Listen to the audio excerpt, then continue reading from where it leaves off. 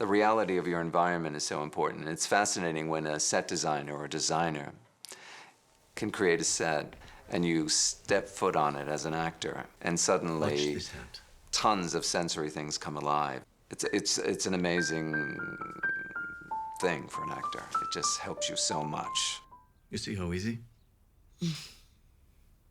You know, every great bad guy needs, you know, a very scary lair to call home. You know, I think that's just as important as the bad guy is his environment. You really get the sense that it's this outward manifestation of this incredibly bizarre serial killer. The cellar, this set was the first set that grabbed me when I was reading the script because it was, you know, the most dense, fun set in the whole film. And Norquist, the character who this cellar is his workshop, he's like a true Renaissance man. He's a master of everything. He's a pianist, he's a glass worker, a metal maker, he can weld a coffin. He's a surgeon, he can amputate.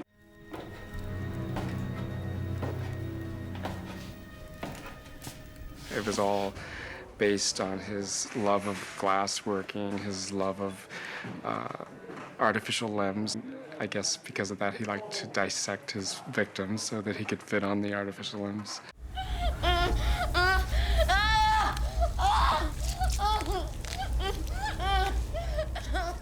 And this is from some of the earlier scenes. We actually had this bandaged. It will fit right here with our arm behind her back, fits on a harness, Velcro. This actually has a puppeteered element from the elbow coming up. And this is also RC controlled where it can come straight up and, you know, bend to the elbow, and actually has a little forearm movement as well, which is pretty good. We actually used this in the hospital scene. We did this. It was actually very, very effective. Oh my God.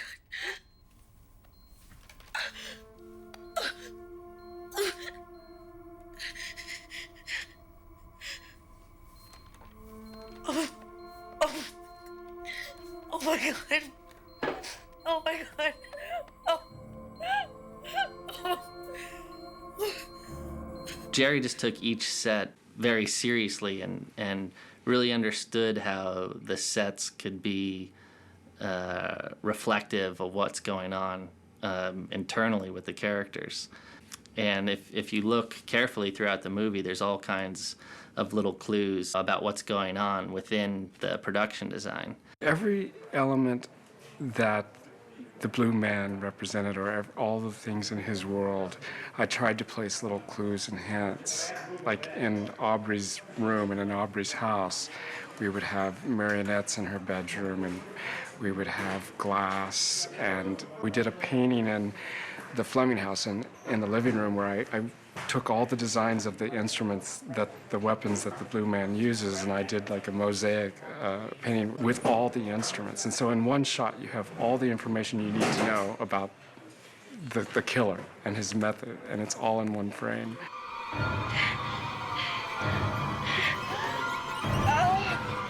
Oh my God.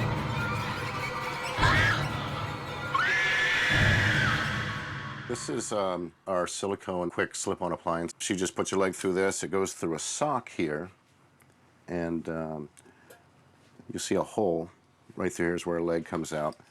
And this actually works pretty well. This is right next to her own leg. It matches perfectly just because of the translucency of the silicone itself. It actually absorbs light. We've had it in a couch in a bed before where her leg actually goes down into a hole in the couch and then it hangs over. So it's a good illusion. It's very effective, very simple, but very effective.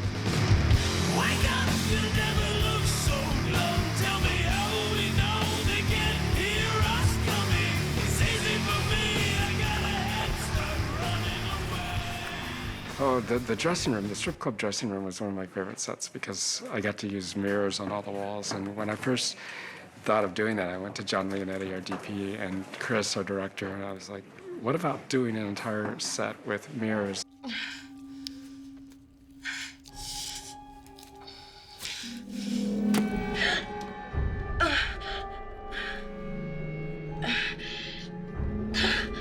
This hand is we first see it in the strip club, in the dressing room, where she pulls her glove off, and the finger falls off, and it actually is rigged to bleed. And we also use the same hand.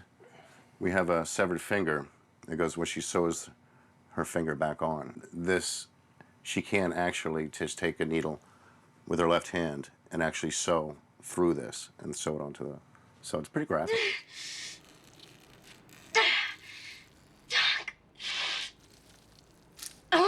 My inspiration for the Blue Man was to figure out a way to disguise him as much as possible throughout the movie so the audience doesn't figure out who he is. So I wanted him to be unrecognizable as one of the characters in the film, but also to be kind of creepy looking and keeping the feel of the color scheme that we were using too. The bus stop was actually, it was a very small set, but it was really fun and amazing because Chris wanted it to be like art, and I had seen some really great graffiti references out of London that had amazing streaks of blue and green. It was this beautiful wash. It was like art. It wasn't like graffiti. And we put the stencil of the owl and the blue man. We had all those images in the bus stop, and it was nice that it just kind of blended in. We went through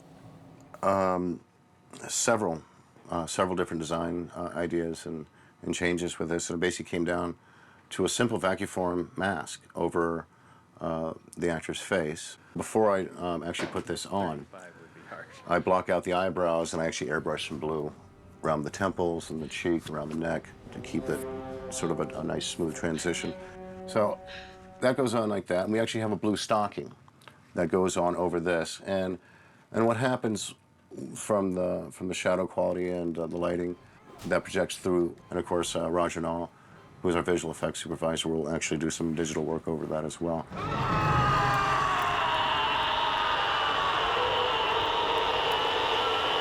This right here is towards the final sequence in the cellar, and this is actually will be the Blue Man's hand, Blue Man / Norquist. Prior to where he gets his hand cut off by his own knife, his own creation. And this will slice through. This actually has a rig where we can actually load the chamber with blood and keep it flowing at the same time. And this actually has a release. So once we get through a certain area, we can actually release it and then the hand will fall. What really makes it is the hair work. The hair work is just incredible. It's just really nicely done. So every hair in here was punched one by one. Fuck you!